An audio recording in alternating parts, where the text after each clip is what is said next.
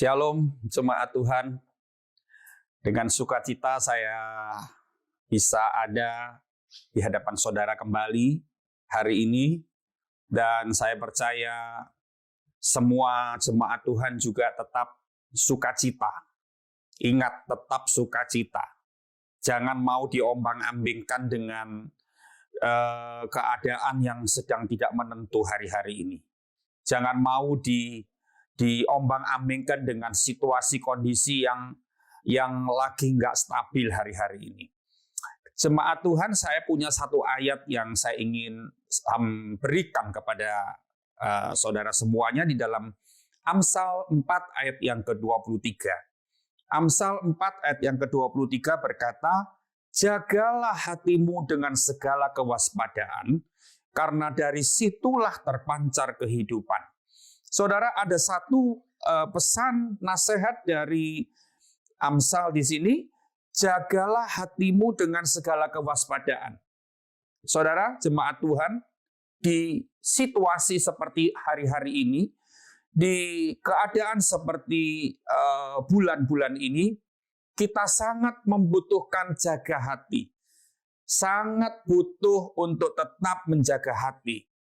Karena begini, biasanya kita beraktivitas, suami ke kantor, istri bekerja di rumah atau di mana saja, anak-anak sekolah, sore atau malam baru berkumpul lagi. Tapi 1 bulan lebih ini semua dilakukan di rumah. Anak-anak belajar dari rumah, suami istri bekerja dari rumah. Jadi artinya semua ada di rumah dari pagi bangun melek mata, semua di rumah, siang, sore, malam di rumah terus. Nah, ini kadang-kadang bisa terjadi banyak konflik di situ. Bisa terjadi hal-hal yang menyebalkan, hal-hal yang menjengkelkan di situ. Tapi saya berpesan, firman Tuhan berpesan, jaga hati. Jangan biarkan hatimu marah-marah. Jangan, karena semuanya berpusat dari hati kan. Kemarahan itu awalnya dari hati juga gitu. Jadi walaupun anak-anak menjengkelkan, walaupun kadang-kadang suami istri ada yang tidak cocok karena terlalu terus sehari 24 jam bersama-sama, itu seringkali terjadi gesekan-gesekan, akhirnya menyulut kemarahan kita. Jaga hatimu dari kemarahan. Jaga hatimu dari rasa jengkel. Saya sangat mengatakan begini, jengkel itu sesuatu yang sangat manusiawi. Jadi gara-gara hal yang kecil kita bisa jengkel, gara-gara hari-hari ini kita kekurangan banyak uang yang kita butuhkan belum ada, itu bisa membuat hati ini jengkel, hati ini rasanya bercampur macam-macam gitu ya. Dan jangan hatimu dipenuhi dengan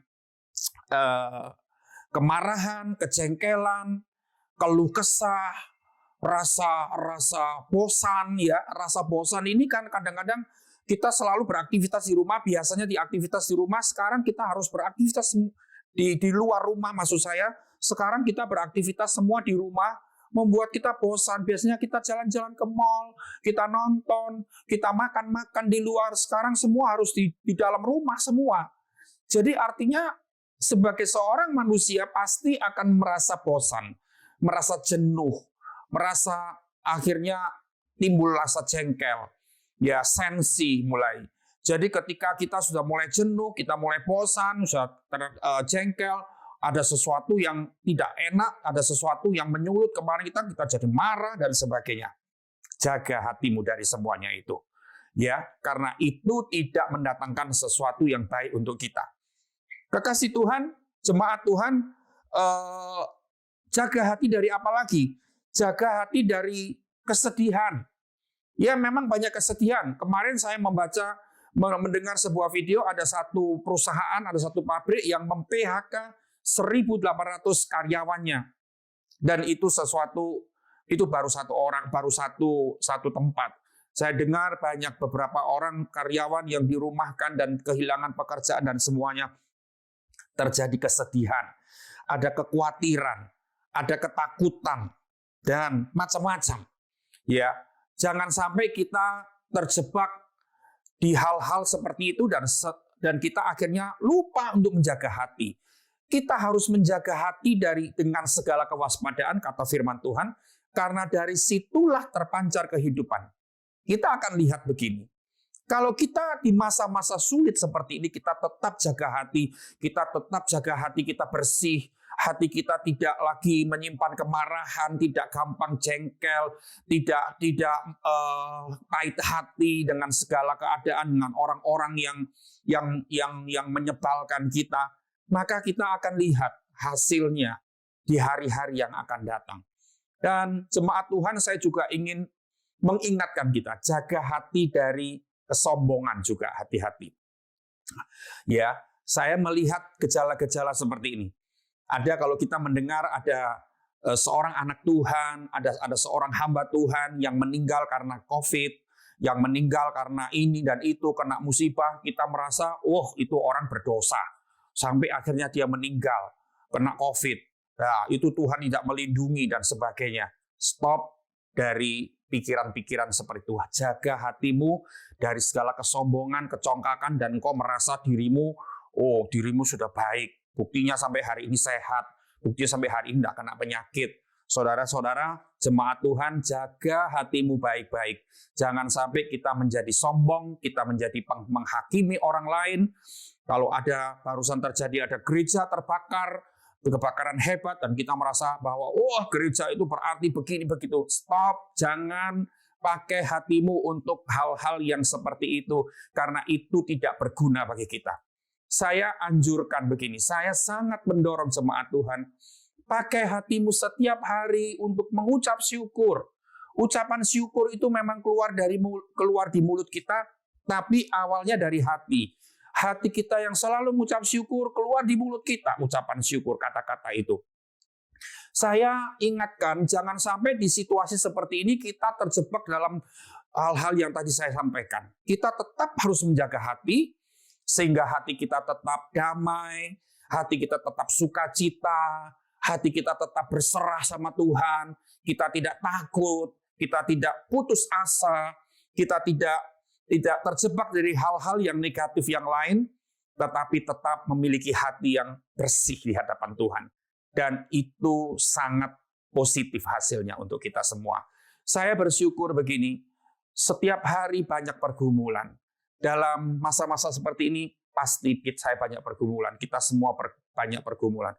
Tapi saya menjaga hati saya baik-baik. Saya tidak mau menyimpan atau memiliki hati yang tidak benar di hadapan Tuhan.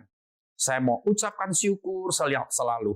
Saya mau selalu ucapkan syukur. Pagi-pagi saya bersyukur gini. Pagi hari, jam 3 subuh, saya bangun dari tidur untuk ke belakang, untuk buang air kecil. Tiba-tiba lagu keluar dari hati saya. Saya tidak jam 3 pagi masih ngantuk-ngantuk. Saya belum mikir lagu sebetulnya, jemaat Tuhan. Tapi saya bersyukur karena Tuhan taruh lagu di hati saya. Tuhan taruh pujian. Hari-hari ini Tuhan kasih lagu yang berkata begini, takkan habis kasih-Mu bagiku, mengalir di sepanjang hidupku.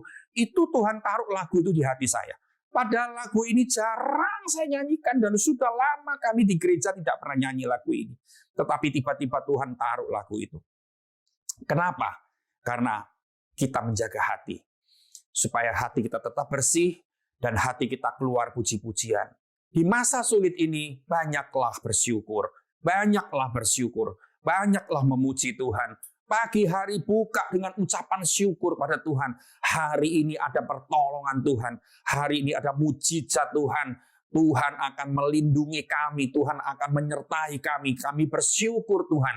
Dan saya tahu dengan pasti kita akan alami hal-hal yang baik ya dengan Tuhan. Dan semua yang baik Tuhan limpahkan dalam hidup kita. Selamat menikmati hari-harimu dengan ucapan syukur. Dan saya ingin umumkan untuk jemaat Tuhan, hari Minggu tanggal 3 Mei, kita akan melakukan perjamuan kudus.